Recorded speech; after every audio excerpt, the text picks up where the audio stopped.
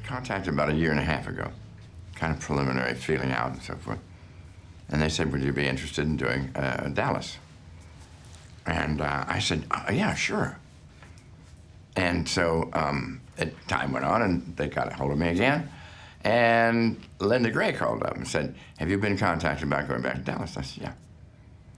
And Patrick after that. And we all got together and said, do we want to do it? Well, I wouldn't do it without them. They wouldn't do it without me. So we decided yes, and we called them up, and boom, got a script within 3 months, I think.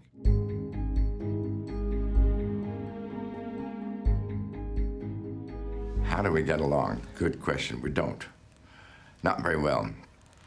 Bobby and I are at each other's throats again, and I'm just coming off a severe depression, and I pop back in the second act, the third act, and I revert more to the old JR.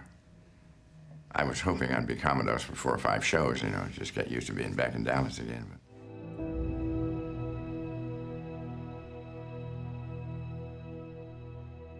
But JR thinks he's entitled, and he is. He's the oldest son. And by English law, he should inherit the whole thing. Well, he's been proven not to be able to do a ranch. He's not a rancher, he's an oil man. So he wants it, and now they've struck oil, and he doubly wants it. So it's really, it's au courant. I mean, it is really of the day right now.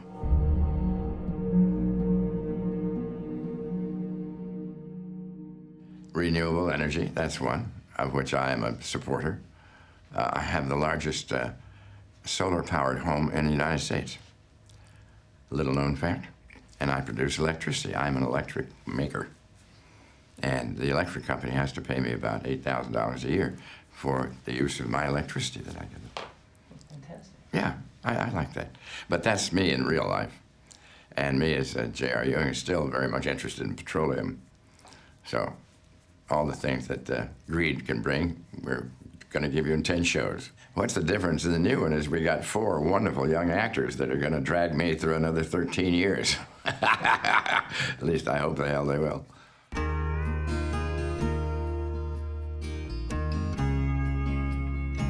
Well, it's a learning experience. I like their style of acting. They know what they're doing. They got track records. And they're more than competent. They're very, very good. And we're getting used to each other, you know. Takes a little time. But after 10 shows, I think we've bonded.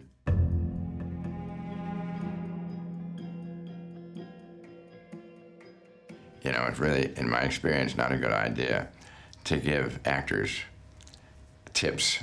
Let them discover them themselves, unless it's a dangerous situation or something like that. You know, I'm not going to be the old fogey that says, well, now you're in my light. You're in front of the camera. I don't do that. If they get in front of it, they don't, because they know their craft. But, you know, they know what they're doing, these kids. I'm very happy with them.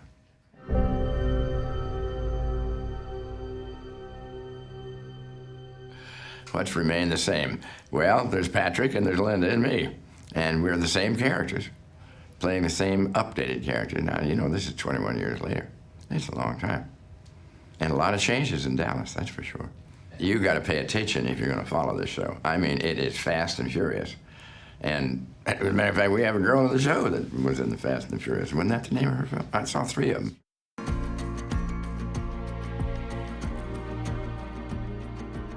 Patrick and Linda and I, we hang together. We have lunch or dinner about 2 or 3 times a month. Patrick comes down from up in Oregon. Miss Gray comes from in the valley, and we just all have a, you know, get together. We're like a whole bunch of farts. They call us the 3 Musketeers.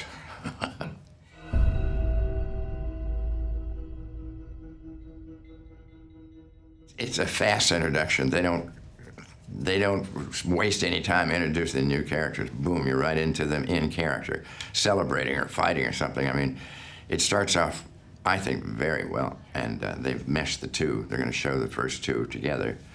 I don't know how long that is, but I think that's a really good idea, because 1 hour just doesn't sell it, you know. You just don't know who the characters are. And I'm really happy about the opening one.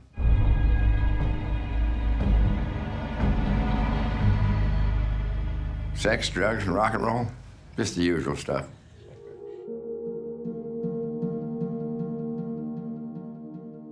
Well, there's one gimmick in the show that very few people question. Here are 3 millionaires originally, Jock, Bobby, and me, and their families and their children all living in one house. I mean, each of those guys got at least a couple of $100 million. And they're just living in the same house with Mama and Papa? That's pretty weird. I find weird. But all around the world, you will find that most families have their grandfather and grandmother living with them. And all the children, because they can't afford big, sprawling mansions like we got. And it's a close world. So that appeals, or it's familiar to millions of people. Sure. So we appeal to an enormous worldwide audience just for that thing alone. And all the pressures that go with living closely together with all these multi-millionaires, you know. It's a fairy tale, and I've always loved it because of that.